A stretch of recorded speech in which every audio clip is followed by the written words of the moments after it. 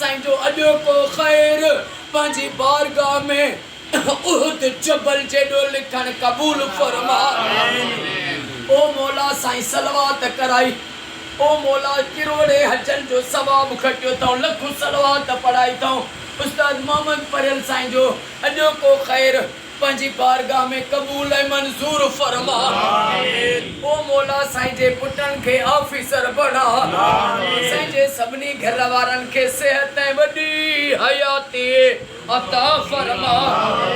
ओ मौला महबूब जो वास्तो थी साईं ख़ैर मोहम्मद साईं खे, साईं ख़ैर मोहम्मद साईं मोहम्मद परियाल साईं उनजा बचड़ा मोहम्मद उस्मान, समीर अली साईं, मसूद अहमद, अरशद अहमद साईं, नौमान, नजफ अली, मोहम्मद नवाज, इफ्तिखार, जुल्फकार, सदाम हुसैन साईं के रब नवाज साईं के क़यामत ताईं आबाद फरमा। ओ मौला साईं जे जेके भी दिलनि में जाज़ तमन्नाऊं आहिनि, मां दिल जो गुजड़ियों गालियों मिठा तोखे न चवां त भला कंहिंखे चवां। ओ मौला इमाम हुसैन जी नंढड़ी न्याणी अम्मा मासूम बीबी सकीना जो वास्तो थी उस्ताद मोहम्मद परियल लांगा साईं जी मदद कर। साईं जो बेड़ो तार, साईं जे दिलनि जूं जाज़ तमन्नाऊं सभु पूरियूं फरमा। हिन जा क़यामत ताईं सजण साम्हूं कजा, हिन जे दुश्मननि खे निस्तो नाबूद फरमा। उस्ताद ख़ैर मोहम्मद लांगा साईं के साईं जे बचड़नि खे सिहत ऐं वॾी हयाती अता फरमा। उस्ताद अमानुल्लाह सियाल साईं जा बेड़ा पार फरमा। उस्ताद अमानुल्लाह सियाल साईं जे दिलनि जूं तमन्नाऊं जायज़ पूरियूं फरमा।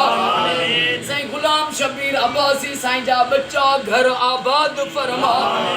अल्लाह यार फुलपोटो साईं जा गुलजार अली साईं जा बच्चा घर आबाद फरमा। उस्ताद मोहम्मद परियल लांगा साईं के जंहिं भी दुआ जे लाइ चयो आहे, जा जंहिंजे लाइ बि सोचनि था उन्हनि जा बेड़ा पार फरमा। साईं वकार अली छजड़ो साहब के ऑफिसर बणा। उस्ताद साईं जे पुटनि खे पढ़ाई में कामयाबी ॾे, ऑफिसर बणा। ओ मौला महबूब जी सारी उम्मत खे फिरके वारियत खां बचा। ओ मौला जेके बीमार आहिनि उन्हनि खे शफ़ा अता फरमा। बे औलादनि खे औलाद अता फरमा। बेरोज़गारनि खे रोज़ी अता फरमा।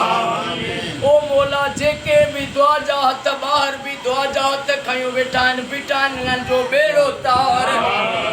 इन्नल्लाह व मलाइकतहू युसल्लूना अलल नबी या अय्युहल्लज़ीना आमनू सल्लु अलैहि व सल्लिमू तस्लीमा। अल्लाहुम्मा सल्लि अला मुहम्मद व आले मुहम्मद। ला इलाहा इल्लल्लाह मुहम्मदुर रसूलुल्लाह। नारे हैदरी।